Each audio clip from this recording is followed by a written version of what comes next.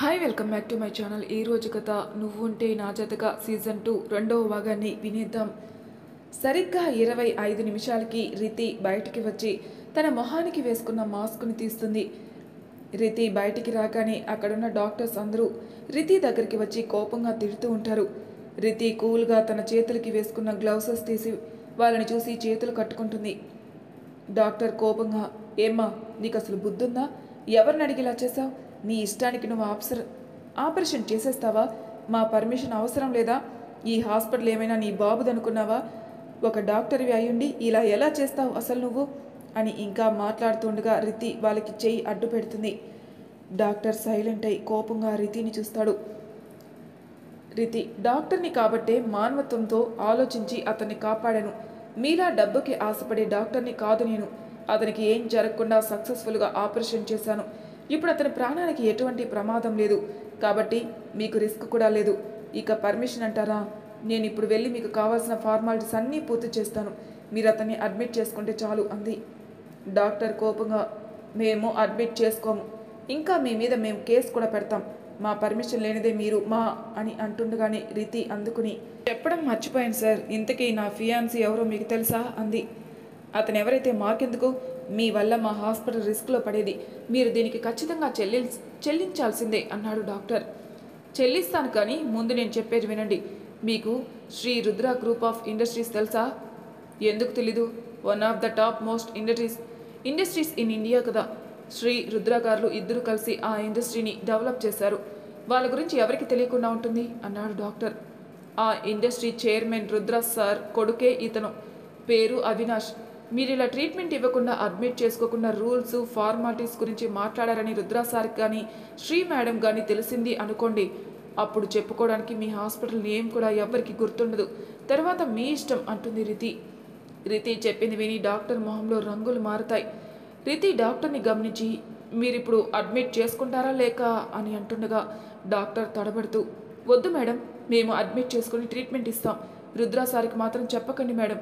మీరు ఈ విషయం మాకు ముందే చెప్పి ఉంటే పరిస్థితి ఇంతవరకు వచ్చేది కాదు మేడం అని చెప్పి అక్కడున్న నర్సులను చూసి, సార్ని ఐసీయూకి షిఫ్ట్ చేయండి, ఏ లోటు రాకుండా జాగ్రత్తగా చూసుకోండి అని చెప్తాడు.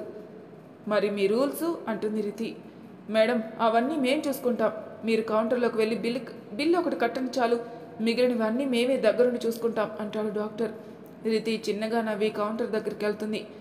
డాక్టర్ తన నుదుటికి పట్టిన చెమటను తుడుచుకుంటూ అవినాష్ దగ్గరికి వెళ్తాడు. రితి కౌంటర్ దగ్గరికి వెళ్ళి బిల్లు అడిగి వాళ్ళ ఫార్మాలిటీస్ అన్నీ పూర్తి చేస్తూ ఉంటుంది. లక్కీ రితికి ఎదురుగా వచ్చి నిలబడుతుంది. రితి లక్కీని చూడకుండా ఫామ్ ఫిల్ చేస్తూ ఉంటుంది. లక్కీ ఏం మాట్లాడకుండా పళ్ళు కొరుకుతూ రితిని మింగేసేలా చూస్తూ ఉంటుంది. రితి ఫామ్ ఫిల్ చేసి బిల్ తీసుకుని చూసి షాక్ అయి అక్కడున్న రిసెప్షనిస్ట్ని చూసి, 3 lakhs ఏంటి అని అడుగుతుంది. అది హాస్పిటల్ బిల్ మాత్రమే కాదు madam, operation bill, room bill కూడా కలిపి ఒకే బిల్లో ఇచ్చాను.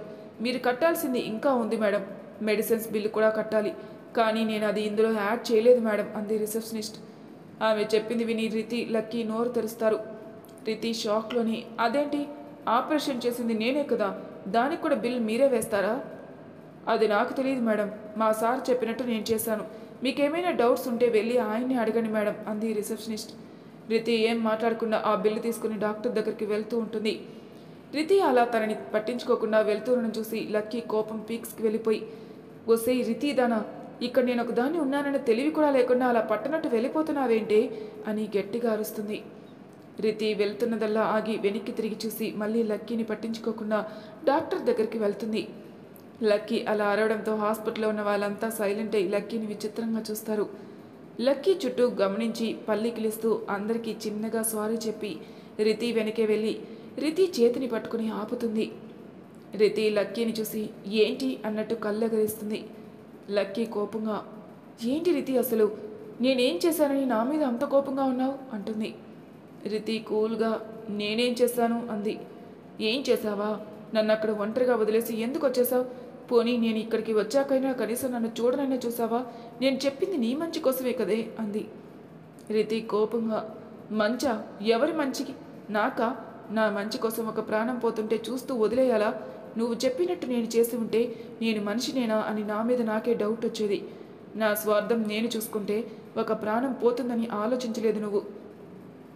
నా మంచి గురించి ఆలోచించావని ఆనందపడాలో, కళ్ళ ముందు ఒక మనిషి ప్రాణం పోతున్నా వదిలేయమని చెప్పినందుకు కోప్పడాలో కూడా నాకు అర్థం కావడం లేదు. రీతి అలా చెప్పగానే లక్కీ ఏం మాట్లాడకుండా తలదించుకొని కళ్ళు మూసుకొని ఏడుస్తూ ఉంటుంది. రీతి లక్కీ పరిస్థితిని గమనించి కొంచెం బాధపడి లక్కీని కౌగిలించుకొని, ఒక ప్రాణం గురించి ఎప్పుడు తక్కువ అంచనా వేయకు లక్కీ, మనకు మంచి జరగకపోయినా పర్వాలేదు, కానీ ఎదుటి వాళ్ళకి మన వల్ల చెడు మాత్రం జరగకుండా చూసుకోవాలి. ఇంకా ఎప్పుడు ఇలా ఆలోచించుకుమా, అర్థమైందా అంటుంది. లక్కీ రీతిని గట్టిగా కౌగిలించుకుని ఏడుపు గొంతుతో అలాగే అని చిన్నపిల్లలా తలూపుతుంది. రీతి లక్కీని వదిలి కళ్ళు తుడుస్తూ, అబ్బో మా మగరాయుడు కూడా ఏడుస్తున్నాడే అని చిన్నగా నవ్వుతుంది. లక్కీకి రీతి ఏమనిందో అర్థమై, అంటే ఏంటే నేను మగరాయినా అని రీతి భుజం మీద కొట్టి బొంగుమూతి పెట్టుకుంటుంది. రీతి నవ్వుతూ ఉన్నదే కదా అన్నాను అని ఇంకా నవ్వుతూ, సర్లే నీతో మళ్ళీ ఆడుకుంటాను, ముందు డాక్టర్ దగ్గరికి వెళ్దాం పదా అని లక్కీని తీసుకుని డాక్టర్ దగ్గరికి వెళ్తుంది. డాక్టర్ అవినాష్ రిపోర్ట్స్ని చెక్ చేస్తూ వీళ్ళని చూసి పైకి లేచి, రండి మేడం కూర్చోండి అంటాడు. రీతి లక్కీ వెళ్ళి కూర్చుని డాక్టర్ని చూస్తారు. రిపోర్ట్స్ అన్నీ చూసాం మేడం, మీ హస్తవాసి చాలా బాగుంది మేడం, మీ ఫియాన్సీకి ఇక ప్రాబ్లం ఏమీ లేదు, హీఈస్ అవుట్ ఆఫ్ డేంజర్, అతనికి ఇప్పుడు అంతా బాగుంది మేడం, ఫ్యూ డేస్లో నార్మల్ అయిపోతారు అంటాడు డాక్టర్. డాక్టర్ ఫియాన్సీ అనగానే లక్కీ షాక్ అయి రీతిని చూస్తుంది. థ్యాంక్ యూ సార్ అని చెప్పి తన చేతిలో ఉన్న బిల్ని డాక్టర్కి ఇస్తూ, ఇదేంటో కొంచెం చెప్తారా అని అడుగుతుంది. డాక్టర్ ఆ బిల్ని తీసుకొని చూసి రీతిని చూస్తాడు. ఏంటి సార్ ఇది 3 lakhs ఏంటి, ఆపరేషన్ నేనే చేశాను కదా, మరి 3 లక్షలు ఎందుకు బిల్లు వేశారు అంది. డాక్టర్ నవ్వుతూ, మేడం మీ వల్ల మా స్టాఫ్ అంతా రిస్క్లో పడ్డాం, కానీ మీరు చేసిన ఆపరేషన్ సక్సెస్ అయింది కాబట్టి మేము కొంచెంలో తప్పించుకున్నాం, లేకపోతే మా హాస్పిటల్కి మీ వల్ల చాలా బ్యాడ్ నేమ్ వచ్చేది, మీరు మమ్మల్ని రిస్క్లో పెట్టారు కాబట్టి మీకు ఆ అమౌంట్ నష్టపరిహారం కింద వేస్తాం, ఇంకా పేషెంట్కి సంబంధించి బిల్లు కట్టాల్సి మిగిలిన అమౌంట్ పక్కన ఉంది మేడం అంటాడు. డాక్టర్ చెప్పింది విని లక్కీకి చాలా కోపం వస్తుంది.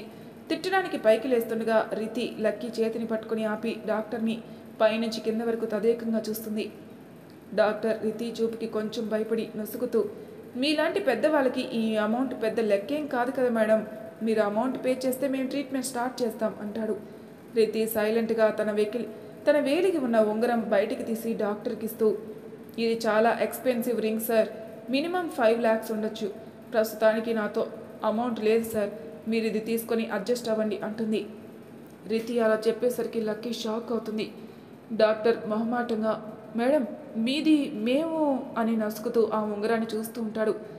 సార్ నాతో అమౌంట్ లేదు, ప్లీజ్ సార్ ఈ ఒక్క హెల్ప్ చేయండి చాలు, ఈ ఉంగరాన్ని తీసుకొని మీ ట్రీట్మెంట్ స్టార్ట్ చేయండి సార్ అంది. సరే మేడం మీరు ఇంతగా చెప్తున్నారు కాబట్టి నేను ఇది తీసుకొని ట్రీట్మెంట్ చేస్తాను అని ఆ ఉంగరాన్ని తీసుకుంటాడు డాక్టర్. రీతి ఎంతో ప్రేమగా ఆ ఉంగరాన్ని చేత్తో తడుముతూ డాక్టర్కి ఇచ్చి, thank you sir, thank you so much అని చెప్పి లక్కీని చూసి, వెళ్దాం పదా అని లక్కీ చేతిని పట్టుకుని రూమ్ బయటికి వచ్చి సడన్గా ఏదో గుర్తుకొచ్చినట్టు లక్కీని చూసి, ఇప్పుడే వస్తాను అని చెప్పి డాక్టర్ దగ్గరికి వెళ్ళి డోర్ లాక్ చేస్తుంది. ముందే షాక్లో ఉన్న లక్కీ రీతిని పట్టించుకోకుండా ఏదో ఆలోచిస్తూ అక్కడున్న చైర్లో కూర్చుంటుంది. రీతి మళ్ళీ లోపలికి వచ్చి డోర్ క్లోజ్ చేయడంతో డాక్టర్కి కొంచెం అర్థం కాక రీతిని చూస్తూ పైకి లేచి, ఏంటి మేడం మళ్ళీ వచ్చారు, ఏమైనా కావాలా అని మాట ఇంకా కంప్లీట్ చేయకముందే రీతి సరాసరి డాక్టర్ దగ్గరకు వచ్చి డాక్టర్ చెంప పగలు కొడుతుంది. రీతి సడన్గా అలా వచ్చి తనని కొట్టేసరికి డాక్టర్ షాక్లో అయోమయంలో కోపంతో గట్టిగా అరవబోతాడు. రీతి వెంటనే డాక్టర్కి ఛాన్స్ ఇవ్వకుండా అతని చైర్లోకి తోసి లేవకుండా కూర్చోబెట్టి అరవకుండా నోటికి కదలకుండా చేతులకి ప్లాస్టర్ వేసి టేబుల్ మీద కూర్చుని అక్కడే ఉన్న అవినాష్ రిపోర్ట్ని తీసుకుని చూస్తూ ఉంటుంది.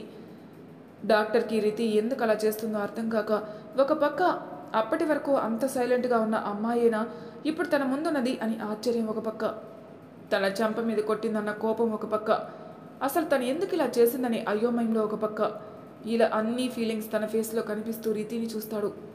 రీతి అవినాష్ రిపోర్ట్ని చూస్తూ డాక్టర్ని చూడకుండానే, నేను ఎందుకు ఇలా చేశానంటే, ఇందాక నేను ఆపరేషన్ చేసి బయటకు వచ్చినప్పుడు నువ్వు ఏదో అన్నావు, అదేంటి అని అడుగుతుంది. డాక్టర్ కోపంగా, నేనేమన్నాను అన్నట్టు చూసి విడిపించుకోవడానికి చూస్తాడు. రీతి ఫైల్ని క్లోజ్ చేసి పక్కన పెట్టి తన పక్కనే ఉన్న నైఫ్ని చేతిలోకి తీసుకొని డాక్టర్ని చూస్తుంది. డాక్టర్ రీతిని చూసి కొంచెం భయపడతాడు. రీతి ఆ నైఫ్ని చూస్తూ, ఈ హాస్పిటల్ ఏమైనా అని ఏదో అన్నావేంటి అది అంటుంది. డాక్టర్కి తను ఏమన్నాడు గుర్తుకొచ్చి భయంగా రీతిని చూస్తాడు. రితి కొంచెం గట్టిగా చెప్పు అని అంటుంది. డాక్టర్ రితి అరుపుకి జడుసుకుని కళ్ళతో తన నోటిని చూపిస్తాడు. రితి నవ్వుతూ, అవును కదా, నీ నోరు మూస్తే నీ గొంతు ఎలా లేస్తుందిలే అని డాక్టర్ నోటికి వేసిన ప్లాస్టర్ని తీసి, ఇప్పుడు చెప్పు ఏమన్నావు అంటుంది. డాక్టర్ వణుకుతున్న గొంతుతో మేడం అంటాడు. రితి కోపంగా ఏమన్నావు అని గట్టిగా అరుస్తుంది.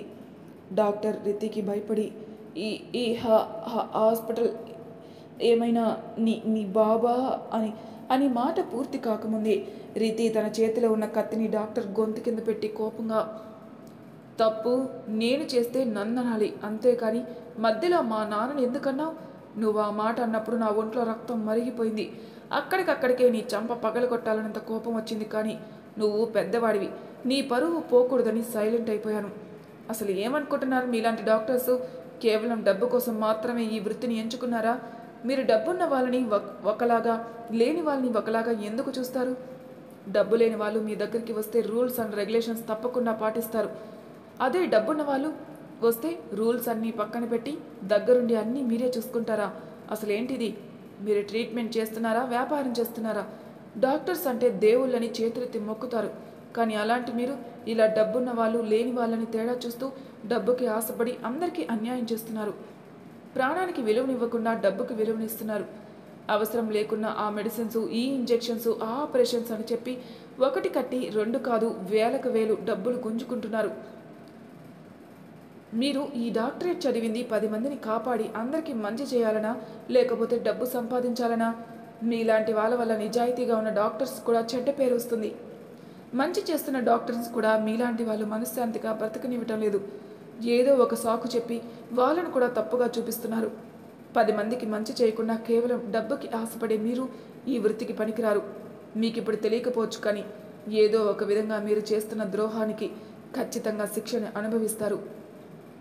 ఎవరితోనైనా మాట్లాడేటప్పుడు ఒళ్ళు దగ్గర పెట్టుకొని మర్యాదగా మాట్లాడడం నేర్చుకో, లేకపోతే ఈసారి చెంప కాదు నీ మొహం పగులుతుంది, మైండ్ ఇట్ అని డాక్టర్ గొంతుకు పెట్టిన కత్తి తీసి పక్కన పెట్టి డాక్టర్కి కట్టేసిన ప్లాస్టర్లన్నీ తీసేసి పైకి లేచి బయటికి వెళ్తూ వెనక్కి తిరిగి, నేను జాయిన్ చేసిన పేషెంట్ పేరెంట్స్కి ఫోన్ చేసి పిలిపించండి సార్ అని చెప్పి వెళ్ళిపోతుంది. వెళ్తున్న రితినే చూస్తూ వాసన తన చెంపని తడుముకుంటూ అంత ఏసీలో కూడా తనకు పట్టిన చెమటలు తుడుచుకొని ఊపిరి పీల్చుకుంటాడు. రితి బయటకు వచ్చి లక్కీని చూస్తుంది. లక్కీ చైర్లో కూర్చొని ఏదో ఆలోచిస్తూ ఉంటుంది. రితి లక్కీ చేతిని పట్టుకొని ఫాస్ట్గా హాస్పిటల్ నుండి బయటకు వచ్చేస్తుంది. లక్కీ బయటికి రాగానే రితి చేతి నుంచి తన చేతిని విడిపించుకొని కోపంగా రితిని చూసి, ఏంటి ఇది, నీకు పిచ్చి ఏమైనా పట్టిందా? అసలు నీకు ఇప్పటి వరకు అవినాష్ గురించే తెలియదు, కానీ తను నీ ఫియాన్సీ అని ఎందుకు చెప్పావు? 5 సంవత్సరాల ముందే నీలో ఉన్న డాక్టర్ని వదిలేసిన నువ్వు ఇప్పుడు అతని కోసం ఇంత రిస్క్ తీసుకుని మరీ ఎందుకు డాక్టర్ అయ్యావు? ఎంతో ప్రేమగా మీ నాన్న నీకు ఇచ్చిన ఉంగరాన్ని ఇప్పటి వరకు ఎంత కష్టం వచ్చినా దాన్ని కనీసం నీ వేలి నుంచి కూడా బయటికి తీయని నువ్వు ఎందుకు అతని కోసం వెనక ముందు ఏం ఆలోచించకుండా ఇచ్చేసావు? ఇప్పుడేమో అతన్ని కనీసం చూడను కూడా చూడకుండా వచ్చేసావు. ముక్కు మొహం తెలియని వాడి మీద ఎందుకు ఇంత కేర్ చూపిస్తున్నావు? అసలు ఇదంతా ఎందుకు చేశావు అని అడిగింది. అప్పుడే తెల్లవారుతుండడంతో సూర్యుడు మెల్లగా పైకి వస్తూ ఉంటాడు. రితి కళ్ళు మూసుకొని గట్టిగా ఊపిరి పీల్చుకొని మెల్లగా కళ్ళు తెరిచి లక్కీని చూసి చిన్నగా నవ్వి, తెల్లవారింది, ముందు హాస్టల్కి వెళ్దాం పదా అని స్కూటీ మీద కూర్చుంటుంది. లక్కీ కోపంగా, ముందు నాకు సమాధానం చెప్పు రితి అంటుంది. రితి ఏం మాట్లాడకుండా స్కూటీ స్టార్ట్ చేస్తుంది. లక్కీకి రితి ఇంకా ఏమీ చెప్పదని అర్థమై సైలెంట్గా స్కూటీ ఎక్కుతుంది. రితి తాము ఉండే హాస్పిటల్ వైపుకి తన స్కూటీ పోనిస్తుంది. మరి తర్వాయి భాగంలో ఏం జరుగుతుందో నెక్స్ట్ ఎపిసోడ్లో తెలుసుకుందాం. అంతవరకు నా ఛానల్ సబ్స్క్రైబ్ చేయని వాళ్ళు ప్లీజ్ సబ్స్క్రైబ్ చేసుకోండి, లైక్ చేసి షేర్ చేయండి. మీ అభిప్రాయాలు నాకు కామెంట్ రూమ్లో తెలియజేయండి. Thank you for listening.